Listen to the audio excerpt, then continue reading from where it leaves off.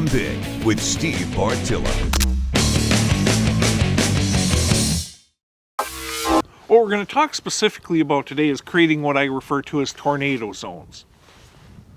In the past, we've covered blockading. Blockades are great for encouraging deer to go past stand sites, and also for creating dead zones. Dead zones that are safe for your wind to blow into. One of the biggest advantages we have when it comes to manipulating habitat is we can set that habitat up to create very low impact, safe stands. You keep the deer ignorant, and you know what? They move so much more during daylight, and the local deer, as they feel pressure, they come heading into our properties. A huge part of that is having safe wind directions for tree stands. The problem with blockading is not all trees, not all woods works. You get into overly mature woods where you've got nothing but huge trees, you don't have much undergrowth, they're sparse for whatever reason. A blockade just isn't going to cut it. That's where tornado zones come into play. What you're actually doing is with a blockade, you're trying to create this line of trees that are all hinged, that are paned across. A tornado zone is, as the name implies, an area where you're doing it. What it is can deer get through it? Yes, they can. But you're making it a real big pain for them to do so. There's two different methods I use for it. One is what I call a no-go zone. In there, I'm hinge cutting all the trees that are safely hingeable from a height of about 6 inches up to 3 feet. I'm varying it over and over and over. I'm trying to make it so that, and then I'm crisscrossing them whenever I can. And the big trees, the trees that are too big to safely hinge, you can safely fell them. Using traditional logging techniques, I'm taking those trees down too, and I'm leaving them lay there.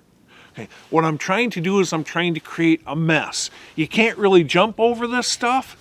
You can't really crawl underneath it because of all the crisscross. When it comes to tornado zones, you actually have to do a zone.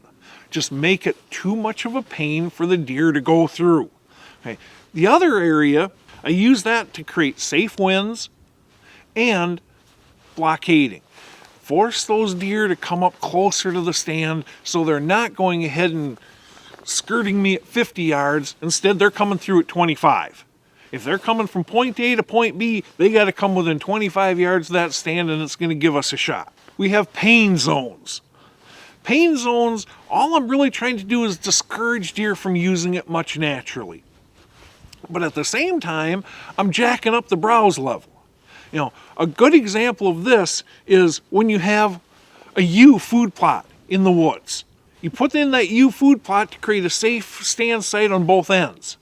You edge feather along the field.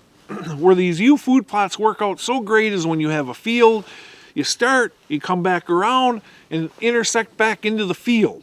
Okay. Then you can edge feather the field itself, leaving the openings for both ends of the U. Okay. Deer are going to use that like crazy. Okay. Now on the inside of that U, go ahead and create the pain zone. In there, I hinge cut all the trees about 2 to 3 feet high. Deer can crawl underneath it. They can, but it's going to be a pain in the butt. It's not good enough for bedding. It's too much of a pain to get in and out of. But you know what? When they're really hungry, they can get in there to browse, and it's a place they can head when they're threatened. When they're threatened from hunting, pressure, or when does that are on the edge of estrus but not quite in yet are being chased by bucks. This is a great place for them to head to go ahead and waste some time and try to lose their pursuers.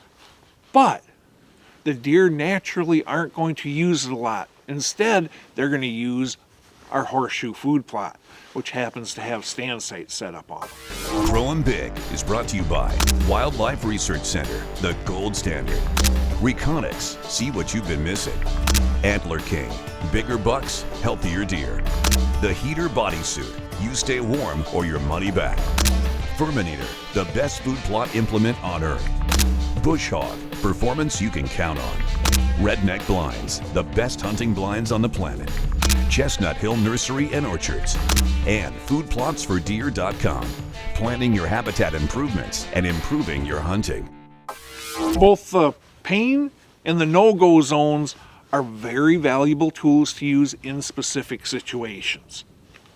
Tornado zones are yet another piece that we can go ahead and use in specific situations to improve our hunting and improve our quality of food production on our ground. Growing Big with Steve Bartilla.